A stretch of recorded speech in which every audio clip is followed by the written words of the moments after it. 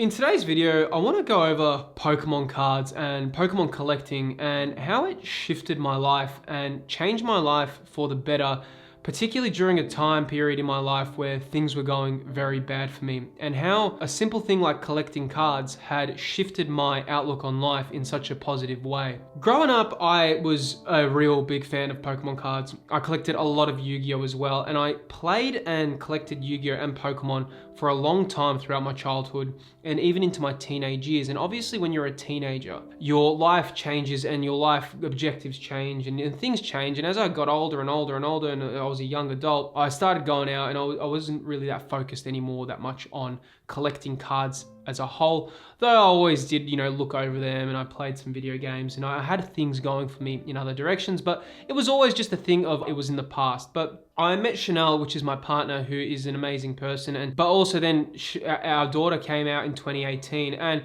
this is where my life kind of took a step in a more serious direction. I was 23 years old at the time, and obviously having a daughter coming into the world, my life had to become very serious very quickly. And what happened with that, I had to focus a lot of my time and a lot of my energy and effort on earning a financial income and being a provider, because a lot of the time we like to think in life and we have these things and we want to break down these gender stereotypes and stuff, but the reality is when you're a father and you have a child coming into the world and you have your partner is pregnant, you need to do what you need to do. You cannot, as men, we rarely get passes in life. We have to do and we have to play with the cards that we're dealt. And I was in a position that I had to earn an income, that exceeded what I was actually earning at that time to cover things like rent, to cover things, make sure food, diapers. And at 23 years old, I really had to push myself. And what happened during that time is I birthed my video production business and marketing business,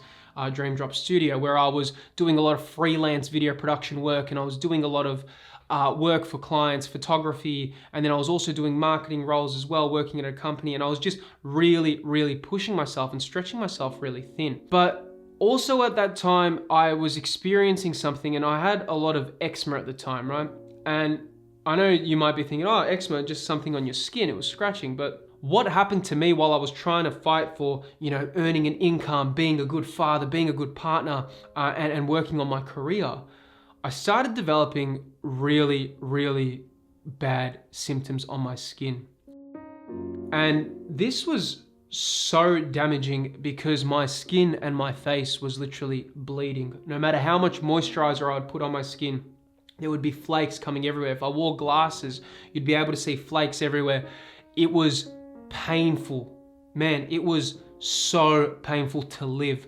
To live in my body was just a slog. It was a time in my life that was so incredibly hard.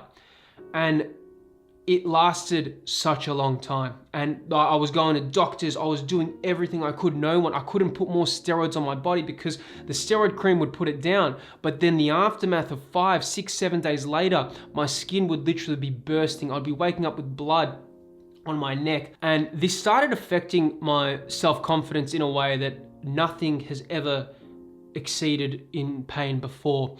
It wasn't just that I was dealing with physical pain on my body. I started dealing with emotional and experiences that were so damaging to my soul. And at the same time, because I was going through this, I was also then started going into a very deep and dark depression.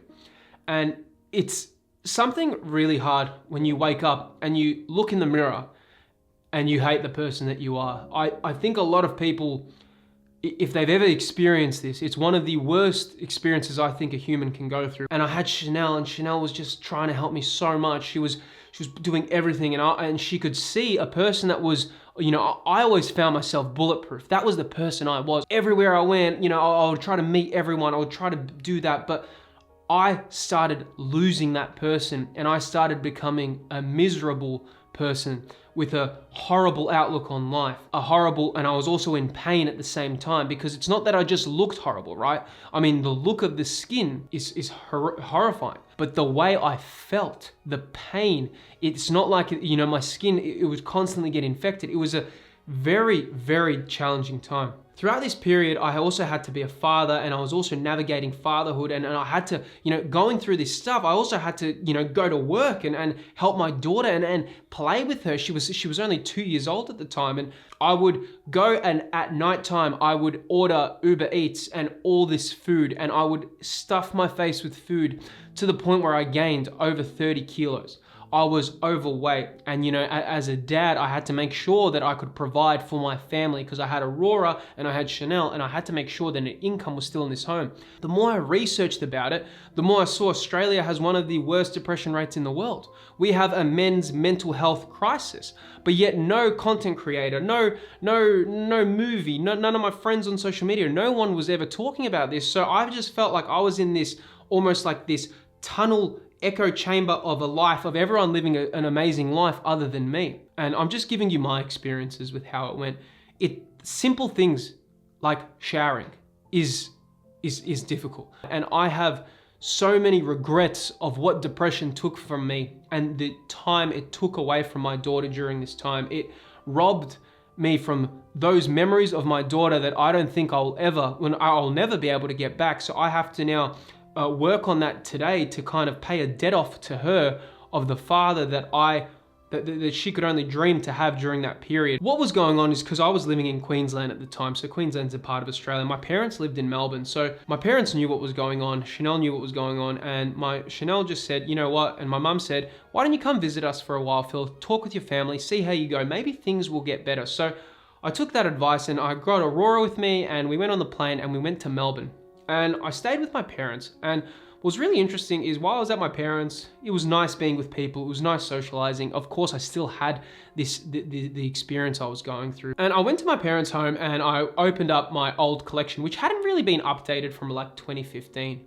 And at the time when I collected cards, it was nothing like I collect cards today. The way I collect cards today is so much more different than I collected back then. But I found these cards and I was just going through my old cards, man. And I was just trawling through them, and I was looking at older cards, older sets of my Yu-Gi-Oh cards, and I bought a few packs. And I just started ripping open these packs, and with no intention of pulling chase cards or pulling rare cards, I was just looking through it and experiencing this feeling that kind of was so associated with the best times of my childhood. And just going through these packs, I started going and I started researching sets, and I started researching older Pokemon sets, and I started researching newer products, and I just started feeling, it was this little feeling of, hey, there's some enjoyment in this. Like, I've been living life in such a horrible place, and I'm finding this little level of enjoyment in something so simple as collecting cards. At a period where things were so hard to do, and just nothing in life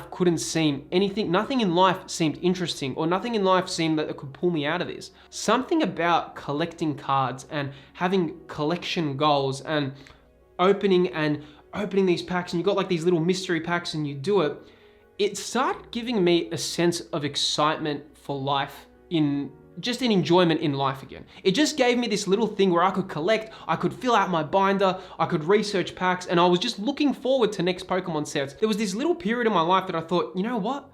This is kind of fun. Now, it wasn't that Pokemon cards were this thing that changed everything for me, but they were a catalyst, and a positive catalyst, to start a direction of, hey, I'm slowly getting myself out of this. So when a new set came out, and I would research it and I would buy it and I would get a master set and I would sit down with Aurora and I would open the packs with her and I would show her what daddy was doing, and she started seeing, hey, my dad's playing with me again, my dad's showing some sort of interest in life again. And at the same time, I started enjoying this thing which is so simple. It's such a seemingly simple thing, collecting cards. There's really nothing inherently interesting, but we sometimes think we need these huge, complex things to make us happy. We need a crazy raise, we need a crazy promotion, we need this. But one thing that I've kind of come and throughout this journey that it's taught me is the simple things in life. I know it's cliche, but there's so much truth to it, man. And they can provide so much value and enjoyment in your life. And just this thing of collecting cards